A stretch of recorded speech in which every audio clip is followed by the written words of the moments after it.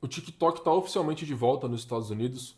Pode ser que seja temporariamente, de novo, uma extensão da decisão judicial para manter a plataforma online, enquanto é decidido qual que vai ser o futuro, se a ByteDance vai vender o TikTok para algum acionista americano ou vender parte do capital para que o capital majoritário seja norte-americano. Hoje, para quem não sabe, o TikTok pertence a um grupo chamado ByteDance, que é um grupo gigante globalmente.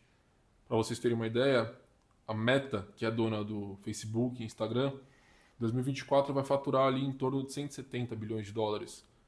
O ByteDance, a ByteDance, vai faturar ali em média de 150 a 160 bilhões de dólares globalmente. Então é um grupo muito grande e muito importante aí no cenário mundial de social media e o futuro vai ser definido agora nesse novo momento depois desse banimento que teve nos Estados Unidos. O que aconteceu foi o encerramento do prazo que já existia em relação ao funcionamento da plataforma. Esse prazo se encerrou, como a situação não foi resolvida, a plataforma foi temporariamente bloqueada, barra banida nos Estados Unidos, mas hoje já voltou e aí agora os 160, 180 milhões de usuários que usam o TikTok nos Estados Unidos já conseguiram voltar a usar e tem muito desse jogo político, né? As administrações políticas geralmente, desde que surgiu esse fenômeno de redes sociais, tem uma relação de amor e ódio com as plataformas porque elas detêm muita informação de comportamento do consumidor, de hábitos de consumo das pessoas, de gostos, de preferências, de personalidade, de tudo. Tanto que essas informações são usadas para vendermos, para as empresas venderem anúncio, para e a gente comprar produtos ou através dessas plataformas, como o marketplace que tem no Meta, o TikTok Shop que tem nos Estados Unidos, ou para nós sermos influenciados, né, pelas propagandas que essas marcas fazem para encontrar o cliente correto no momento de consumo correto. Não tem plataforma melhor do que essa para conseguir entregar essa solução para as marcas que investem dinheiro em publicidade e propaganda aqui nessas plataformas, né? Então, hoje o TikTok foi desbanido. A gente deve ver novos capítulos dessa novela. Acho que não vai acabar por aqui. Tem um ponto muito importante que essa decisão foi muito focada na questão de privacidade dos dados. A discussão de privacidade dos dados em relação a redes sociais, ela é uma discussão antiga, já teve aquele Panama Papers, já teve problemas globais em relação à privacidade de dados com outras plataformas. Isso não é uma novidade, não é uma discussão de 2025, é uma discussão já desde que esse fenômeno surgiu e o crescimento foi tão exponencial que não teve tempo de ter um controle, uma regulamentação que acompanhasse a inovação tecnológica que representa essas redes sociais. E quando a gente fala do capital chinês versus o capital americano, hoje parte do TikTok já pertence a fundos de investimentos americanos. Então tem uma porcentagem já do TikTok que já pertence a esses grupos americanos. A ideia é que o restante, que a parte majoritária também pertença. E uma coisa muito importante que provavelmente você não sabe, que é todos os dados, né, do TikTok para operar nos Estados Unidos, eles ficam hospedados na Oracle, que é da Microsoft, que é dos Estados Unidos. Então não é tão simples assim.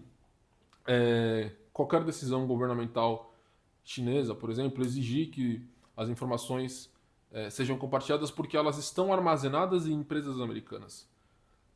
E quando fala sobre o código-fonte do TikTok, ele também ele tem uma parte do código que ela é aberta para a auditoria externa e para essa rede, né, essa comunidade global de tecnologia conseguir justamente entender o que acontece por trás do algoritmo, entender o que acontece por trás do código. Então, já por conta desses problemas globais de privacidade de dados, de compliance, por ser uma empresa, né, oriental atuando no Ocidente, eles já têm diversos mecanismos e diversos processos já alinhados com essas necessidades quando a gente fala no ambiente de negócios global.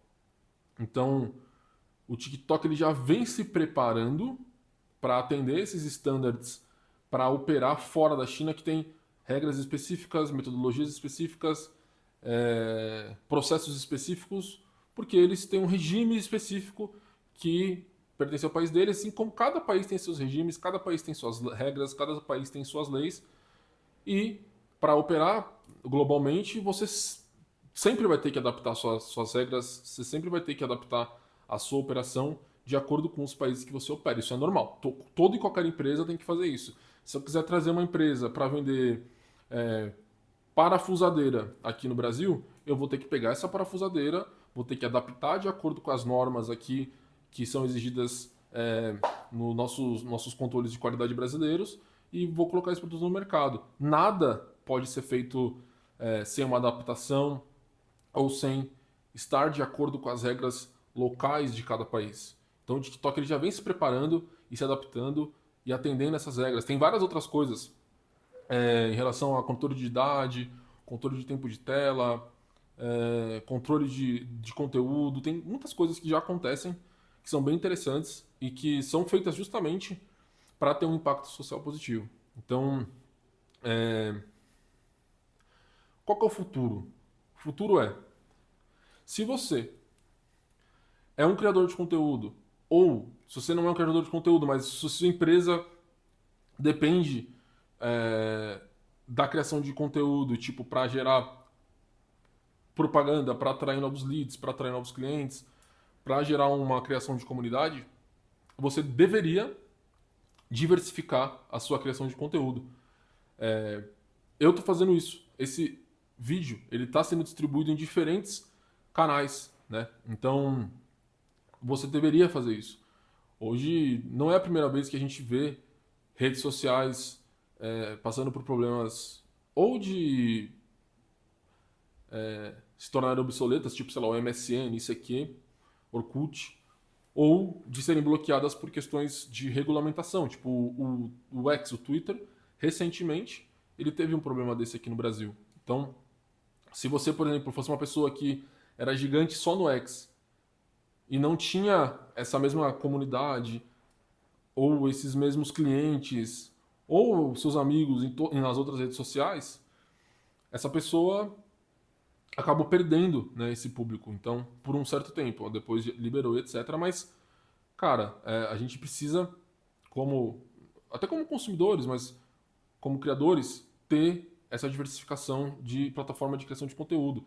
Assim como você não deveria investir seu dinheiro 100% só na renda fixa, você deveria ter um pouquinho, né, uma parcela grande da renda fixa, mas um pouco em alguns ativos diferentes, de renda variável, de fundos imobiliários, etc., para você ter um balanço, né? Quando a taxa de juros cai, eu ganho aqui e perco aqui. Quando a taxa de juros desce, eu ganho aqui e perco aqui. Então, a ideia é você, né, como criador de conteúdo, ter essa visão.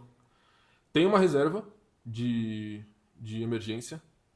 Se você depende sua vida de criar conteúdo em alguma plataforma, você precisa ter um dinheiro guardado para caso de alguma dor de barriga você não ter problema, né? Então, eu não dependo de plataforma para minha criação de conteúdo, mas em algum momento, se tudo der certo e eu continuar crescendo, a ideia é que eu esteja grande em diferentes plataformas para que eu não sofra quando tiver algum problema desse tipo.